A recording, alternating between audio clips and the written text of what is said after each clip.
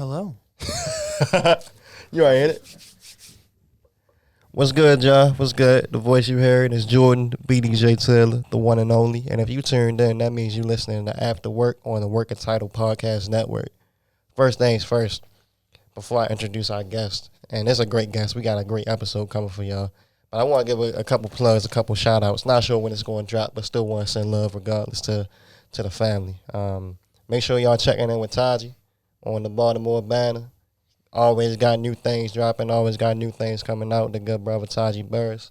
Want to send a shout out to friend of the pod, family of the pod, Chris Cassius. Make sure y'all run up that Angels Over East project. He just dropped it. Album release party. Real proud of you, bro.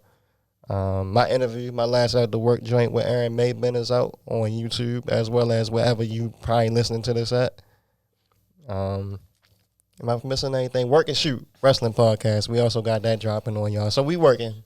And then on the After Work tip, if you listening to this, our little Sleepy interview should already be out if my math is correct. So make sure you run it up. Lou Benjamin Sleepy. Okay.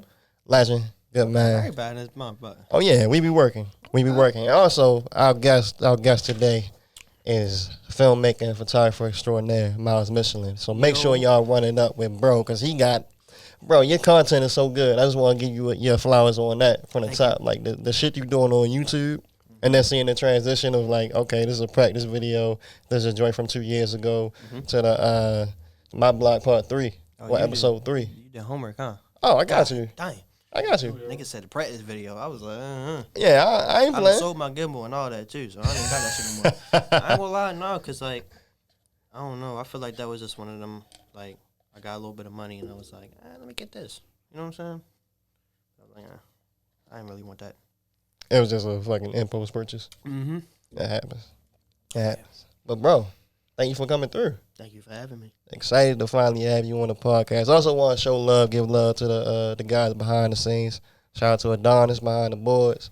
Shout out to Jalen behind the camera. And shout out to Jack Boy in the cut, doing what he do best, you know what I mean? And if you know, you know. Okay. Myles. Jack Boy, okay. Jack Boy. Mm-hmm. Kodak Jack, the man of many names. The man, the myth, the legend. Ain't that, he ain't got grills into it? Okay. Oh, yeah. You gotta get the wicks though, bro. I know. I'm sure. Grow your, get the wicks, bro. Come on, bro. What time? But Myles, the way I usually start off like interviews, conversations, I like to ask an origin story. So tell me, brother, what is your origin story? How did all this photography, videography, all that, how did it begin? So photography has always been in my family since my grandma. She was really the big one who was on photography, and then it's transitioned to my mom. But I actually started with filmmaking. So at my high school, you know how you got to get service learner hours to graduate. So what I did was I went to, we had this program at my school where you go to it's like an internship. So every Wednesday from 9 to 2, you go to an internship, learn something new. And I went to City Schools, North Avenue, in the communications department. Shout out to Jim Majobian. And he kind of taught me everything I know about filmmaking and whatnot. And then that transitioned to Baltimore Youth Film Arts, which is where a lot of the videos that you see on my YouTube channel come from. And at Baltimore Youth Film Arts, you were working with a team of folks? Yeah. So, my fault. You good, bro. No, that's good. I ain't gonna lie, it's good. No, that's good. Anyway, yeah, so that kind of started off, and then I kind of was like, well, I have all these videos in this folder. Let's put them on YouTube and just see what happens. So did the other people that was working with you at Baltimore Youth Arts, did they have any, like, hey, we all worked on this, how you gonna put it on your YouTube, or was there any of those kind of feelings going on? So, I asked initially, and it's crazy because after things started going crazy, they came back and was like, well, you gotta. So at first it was, no, because this is crazy. So at first they were like, I was like, yo, can I do this? Bop, bop. And they was like, oh, okay, yeah, sure, it's your thing, whatever. And then, once I started getting, it was right after the Baltimore Banner interview that came out that I did. They hit me up and they were like, they emailed me and were like, yo, we need you to put something bop, bop, bop in the description to say that this, because the funders and all this and that. And I'm like, why did you wait 2 years later to say something? You should have said something but I was like, F it, I did it. And I You haven't also heard can say fuck if you want to say fuck. Like, cool. we not that kind of podcast. All right, cool. All right, well, fuck it. I did it. And then, no, I'm just saying, because you never know, It's man. all good. Because I be on other podcasts, they be like, oh, man, watch the language. Yeah, we not one of them. So, I was like, well, fuck it. I did it. And then, you know, I haven't heard anything back from him. I'm probably not going to do anything else with him because of that. Yeah. You know, it is what it is. And so, one of those videos that was the one that kind of went viral is the one, viral. It's called My Block Doc. And basically, the whole thing was I go to a city block in Baltimore, and I interview neighbors and kind of give you a day in the life of that block. Like, what's it like on an average day? And so that kind of went crazy.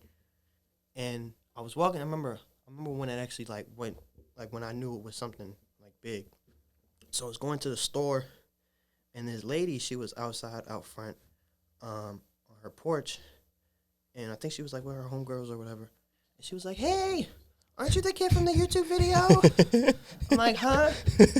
What YouTube video?" She's like, "The video that you did about the block." I'm like, "Yeah, hey, thank you, whatever, you know." Wasn't paying attention because I'm trying to go to the store and go home. Right. And so I get home, tell my mom, I'm like, "Mom, why this lady talking about some YouTube video, blah, blah, blah." I'm like, let me go check this channel. When I posted it initially, it had like 150 views or so. So it's like, it's okay.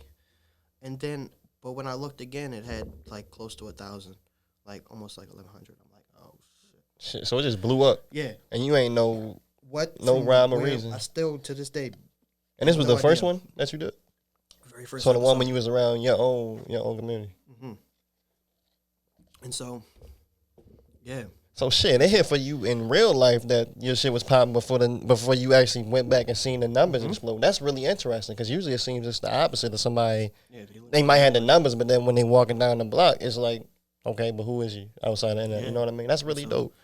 And so it was like, okay, so now I got to figure out how to make another one because at the time we only made the one because it was like a spur of the moment thing. I wasn't even supposed to be doing it though. The original plan was to do what we ended up doing, which is 2 more episodes, was go to somebody else's block and do that. Right. But the dude, Jim, who taught me everything about, you know, filmmaking and whatnot, he was like, why don't we just do something right here? We're right here already. The neighbors outside. You might as well just, like, all right, come on. And so, mind you, that was also, like, my very first time in front of a camera. I was about to ask you that. So, yeah, I was like, that was, like, super new for me. I'm like, I don't know what the hell I'm doing, but we're going to figure it out. And obviously it did good. I mean, you know, almost 8,000 views later, we're still here. So that's incredible. Yeah, it's crazy. That's incredible. So check that smoke alarm. How you decide what blocks or what neighborhoods, what areas you want to hit? So it's really kind of like I kind of ask a lot of people. I'm like, you know, I do like a post like, yo, I'm doing this thing, and then usually people, you know, message me or whatnot. But for the second one was the lady that she was like the one that actually saw me and was like, hey, I saw your video. That's how we ended up doing that. And the third one was down at this clothing store called City of Gods. It's on Holland Street. And those people, like everybody down there, they're all like my family now. Like I've been down there so many times. Like, was that your first time like going down there to build, like kind of network with them when you did the video? So or when had I you did already... the video, so when I first went down there, I went down there because they were having an anniversary of the store. It was like a block party. And so I went down there and I made a little Instagram video, and they saw it, reposted it, loved it, and I'm like, all right, cool. And then after that, I just kept coming down there, and then, you know, they figured out what I do because I told them, I was like, yeah, this is what I do, and then they were like, yeah, come on. And so we ended up, after some time passed, we did that, and I actually got funding for the next 2 episodes from a organization called Soul Zents, and thinking about going back and maybe doing a couple more this go around, but I gotta figure out. Check their website, but they haven't updated their stuff yet, so I don't know. But yeah, I got funding to do 2 more episodes, and so it was the lady who she saw me and was like, "Hey, her block." And I mean, that's what she said. She was like, "Hey." Yo, that shit is so funny. And then it was that, and then it was City of Gods, and also the third one is the longest because we did City of Gods. There's a puppet theater, and then so when I actually first started, there was this dude. I actually got swarmed by like a bunch of old people. Like the third video, like that story is crazy. So I'm about to start. I got my cameraman with me, and we're about to start filming, and all of a sudden, like all these old heads just start like swarming. I'm like, oh shit, we about to get killed. Brought my cameraman out here. He not going. Oh my gosh, shit. He's a professor. He's got a job. This is his last day. God damn. So long story short, they just wanted to know what we were doing. Yeah. And so That's funny as after shit. calming them down and getting things situated, one of the old heads, Coot, he kind of showed me around the neighborhood, and then once we got to City of Gods, we kept going from there. But yeah, they swarmed the shit out of me. It was like, yo, what the fuck you doing? And it was like, I ain't gonna lie, it was like two kids like my age, and they was like, they had bibbies on them. I'm like, we about to get Yeah, you was like, shit real. Fuck. Yeah, shit just got real I got quick. you. And then and I was like, I got this poor cameraman out here with me. He got equipment. You know what I'm saying? You know how much cameras cost. You got some nice ones in here. So Allegedly. Allegedly. If you're watching this, it might be iPhone cameras. Nah, it's camera. I ain't iPhones. I'm sorry. Miles blowing up the spot. Yeah. Working Title is still actively seeking your donations and your philanthropy to keep us going. Yeah. But let me ask you this, because I think that's a interesting point. Like the fact that you had to kind of ingratiate yourself to the neighborhood. Is there any neighborhoods you wouldn't go to, or any places you wouldn't go to in the city? No. Because people is everywhere, and people, like, I feel like if you don't go somewhere, it's like, oh, you scared to go to that neighborhood, and like, fuck, I'm gonna be scared for. Yeah. I lived here for 22 years, almost 23 in September. Like, I feel like the whole reason why I started doing this was like to show that, like, yo, yeah, we got all this bullshit going around when it comes to like the riots and la la la la la, but we people too, right? We do our own shit. We got fucking talented motherfuckers. Like, I'm in a room with some talented motherfuckers right now. Like, No doubt. you know what I'm saying? And so, like, we got, and then we just everyday people, bro. Like, not everybody trying to rob your grandmother. Like, fuck. Somebody might, but that's because you rob them. So they rob your grandmother. That's what it is. That's what it is. I guess so. That's real. That's real. Another thing I appreciate about your videos and watching through, you got an appreciation for history, and you said you're 22. It seemed like that's kind of rare because you be sprinkling in little bits about like this and that. That's kind of the whole history part of it is more to appeal to the older generation, because it's like I want to try to get everybody involved, right? Yeah. And everybody interested, and of course, where there's older generation, there's more experience, there's more, like, and I think that when you get to, I feel like a lot of the times that the older generation, they feel like they're forgotten about, right? Yeah. Because, like, we young and we want to do what we want to do, and there's a lot of young talent in the city.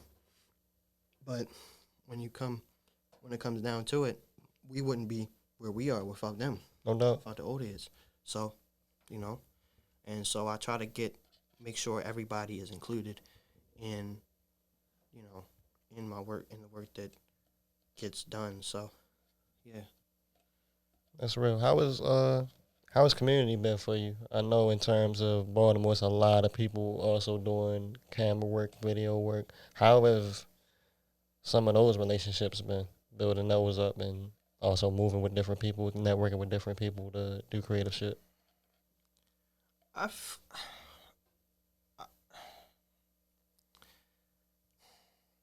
think a lot of people, as far as camera work, I feel like they kind of just, everybody has their cliques, right? Baltimore is very a cliquey city. Like, if you're not in that clique, you effed out. So I feel like in a lot of ways, I'm kind of in my own bubble, but I'm cool with that. Like, I'm and I branch out. It's kind of like I'm in my own house, but I have visitors, and then they come and go. You know what I'm saying? Yeah. And then there's a certain time where it's like, all right, all this shit gets shut down. Y'all gotta leave. But you know what I'm saying? So it's like, I embrace everybody, but there are certain people who think they might be a little bit better, which, okay, you have your opinion. How And then, competitive are you on the photography tip? not at all.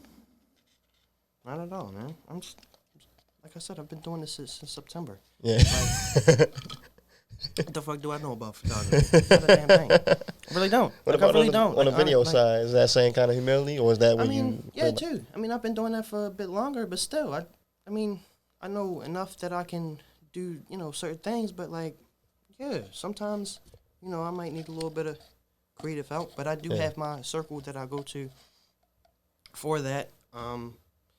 And a lot of it isn't even really like as far as like, you know, within the camera. It's more just like dealing with people, how to like the business side of photography. That's really where I feel like I struggle a lot. And really both filmmaking too. Yeah. So, but I'm starting to get, my mentors. Shout out to Devin Allen. Probably, like, I ain't gonna lie. Photography legend. Listen. Hey, Devin Allen, if you wanna after work, come through, bro. Shit. Listen, Devin Allen. Fuck. To get him as a mentor. Yeah. That's crazy. And the crazy part is that all I did was ask him for a picture. And from there on, it was just like up. Like everywhere we go, it's like if I'm with him, he's like, "Yeah, this my young boy." Blah blah blah. I'm like, That's "Yo, love. I've been doing this that long, bro." But he like, yeah, it's like it's tough. Like to get, the stamp of approval from him. It's like that's like you coming into the league and you getting the stamp of approval from Kobe. No doubt. Like, no doubt. And if y'all don't know Devin Allen, please do your Googles. Please do your research. One of the most prominent photographers out of Baltimore. I say I've seen. Maybe he might be the most in the prominent world. photographer. Yeah. Like, fuck this Baltimore. yeah, really doing it Like, big. yeah, he putting on Cover, for the city, but he's starting to Cover put on for what? the rest of the world, CNN? too. Not CNN. Cover Time Magazine. Yeah. Mm-hmm. Yeah, bro. That shit beautiful. But you spoke a little bit about your team and your mentors. What, process-wise, how much of it is you getting up, rocking out with the camera, or you versus you coordinating with, okay, I need this person here to do this thing, this person here to do that thing. What is the process like? If you making, let's say you making making a video tomorrow. Oh, if I'm making a video tomorrow. Yeah, because I assume that filmmaking has more. You need more than camera. It just depends. So I would have to hire. It depends on the project. Like if I'm making another My Block Doc episode, but I need a second cameraman because obviously I'm on camera. Mm-hmm. And so I'm gonna need some money to pay that cameraman. Other than that, I think that's really it. Like, and we just use each other's resources and keep it moving from there. But as far as I don't know, like a larger project, probably might need a team for some stuff. It really just depends on the project. Like, what are we doing? Are we doing like a 3-minute video? Are we doing like a 58-minute video to go to PBS? Or that'd be hard. That'd be tough. That's some shit that you interested in? Making a 58-minute video to go to PBS? Someday. Or at least working on it. Maybe it might not be me as the director, but I'd totally love to work on something for PBS. So, bro, I really appreciate your humility. Like, to be honest with you, like that shit is you can't put a price on stuff like that because you up here talking like you not big shit. But anybody that's sitting across from me on this interview table is big shit. I appreciate that. You feel me? So I appreciate your humility, but also. I gotta ask you this: was there any time when you faced struggles or felt like I don't want to do photography, I don't want to do videography? Have you ever felt like quitting? Every other fucking day, man. How you get through that? Pick your camera up, get your dumbass outside. Literally, that's what I tell myself. Pick your camera up and get your dumbass outside. And so that's what I do. I mean, but yeah, every other day, man. Like sometimes I feel like it don't work and. Sometimes I feel like it's not working as quickly as I wanted to, but then I'm like, it's working, so let's move it and don't rush the process. And, so, but yeah, just pick up your camera and go with it. Whatever happens, happens. Like I took pictures of like one of my biggest pictures so far is of Detronata, and that was just me walking down the street. I didn't even know who she was until I took the picture and I posted it, and she commented. I'm like, oh shit, it's Detronata. Nigga, come on, what the? What made you take the picture? She wanted a picture. So you was walking down the street with a camera? I was walking down the street with my camera. She was like, yo, take this picture. Camera on, bop, bop, bop. Edited the pictures and sent them, posted them on Instagram. And then, like, now it's like, we cool. Like, we locked in. That's fire. Yeah. That's that smarter boy shit we was talking about before.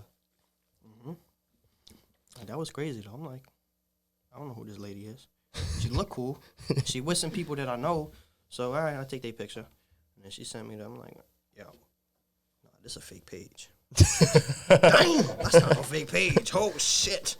How you doing? Huh. That check mark went crazy, yo. No bullshit. Let me, while we on that topic, let me tell y'all something about this check mark. Let's talk. Because I've been getting a lot of people in my DM talking about, who bought the blue check? You know what? Do y'all actually know what the blue? Well, We talking Instagram, right? Yes. To be clear. well, no, I can't even really say that because it's changed. The original purpose of the blue check was to make sure that you are who you say you are, Right. and that's it. It has nothing to do with, oh, I feel like I'm better than this person, or I feel like da da da. Because I've gotten those DMs from people who I used to be with every day. Oh, now you think you're better than us because you got blue check. No. Now it's about account security. It's about making sure that you don't lose your Instagram account. Trust me, I know a lot about that. So You lost your account before? Account? Accounts. Put an S on there. About like five. God damn. About 5 or 6 of them. Well, anyway, but What yeah. you, hold on, we can't gloss over that. 5 or 6. What you was doing? That you lost 5 or 6 Instagram accounts. Instagram beefing, bluffing ass niggas, and then they reported my account because I'm beefing with them. And I ain't gonna lie, I did put a couple bippies on the camera too. So yeah, not all of them was okay. So not all of that was Instagram. Some of that was me, but whatever. It is what it is. We live and learn. Yeah, but the whole back to the original point, like the whole, yo, got a blue check, you think you're better than everybody. No, I'm not. If you really know me, really ask about me, I'm not. So, I mean, whatever. People will say whatever they want to say. But that's all I had to say, but I had to get that out the way. Because I knew that was a thing, and I think it's starting to die down, the whole talk about the blue checks and all that, but I still wanted to just, because I have one, you know, wanted to get that out there. Yeah, you gotta hold it down. See, I'm a civilian. I don't know nothing about that blue check life. I don't know nothing about it nowhere. Well, that ain't no life. It's really not. It's really not. It's a stupid life. Really. And you know what? If you want to laugh at me because I'm stupid because I bought the blue check, cool. I'm starting to laugh at myself now, too. So, whatever. Hey, man, you made the arguments about security, so. Yeah, that's really what it's for. The problem is a lot of people don't know how to read. Or either they don't know how to read or they do, they just choose not to. And that's on them. I feel you. Let me ask you this. What are some lessons and things you've learned and since you started taking this shit more seriously? It was sour? Mm-hmm. I'm glad. That was sour. I'm glad we got a camera for that, because that shit was hilarious. That looked like a gift or something. All right, cool. Repeat that question. What's some lessons you learned since you started doing the videography and photography, taking it more seriously?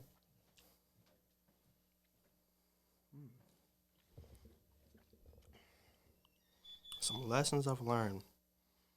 Probably the biggest one is that being well known is not a good thing. Even if it's for a good thing, it's not a good thing. Because you lose all that privacy that you had. It's gone out the window. But at the same time, is good, and it's nice to know people because then you know people and you can get things done quicker because you know these people, and so. But it's not all it's cracked up to be.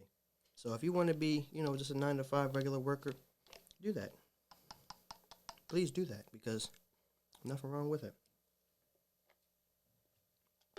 But and it's a process. That's the biggest. That's really the biggest one.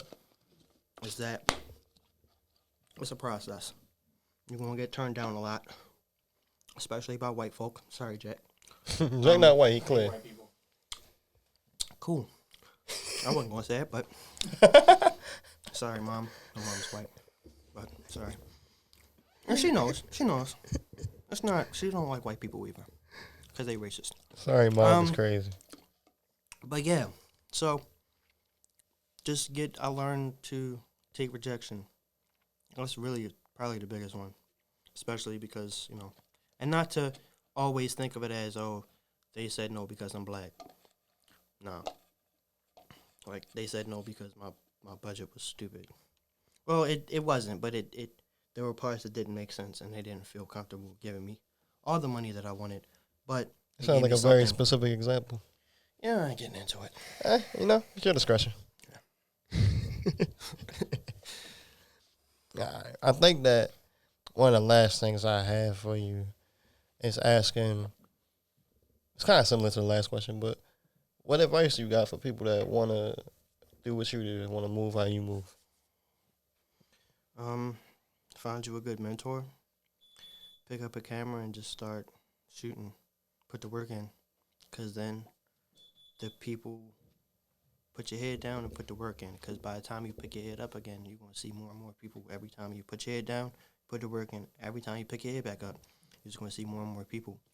Stop focusing on who's doing this, who's doing that. Focus on what you want to do. Do it. And then by the time you will have 10,000, however many people watching you and supporting you. Well, out of that 10,000, probably about like 4 that'll support you. You ever heard of rule of 10? No. So the rule of 10 is for anything you do, let's say it's 10 people, 3 people going to love it, 3 people going to hate it, 4 people not going to give a shit. Okay. Yeah. There you go. I mean, actually, let's get to like some bonus shit because we did a lot of talk about you. I think the people know you; they well acquainted with you. The good brother Almighty Lash just walked in the building, ladies and gentlemen. A man that you can find up and down the Working Title podcast feed. But bro, I want to know because we was getting into it before the episode, but we ain't really finished up. Give me your favorite rappers and artists out of the city. Besides that, like I said, I still listen to his music, so it's not me hating on him because I still listen to his music. Whatever, call it what you want. Rappers. Really the whole Power family. Shout out to Jay Lee, Too Raw, Leak, Baby J. That whole move up, that whole group. Then we got. I ain't gonna lie. Tato ain't dropped nothing in a minute, I don't think. No? Here and there, but not. Yeah. You trying to get that interview too, bro. Yeah. Yeah, Jack been planning on that one for a minute.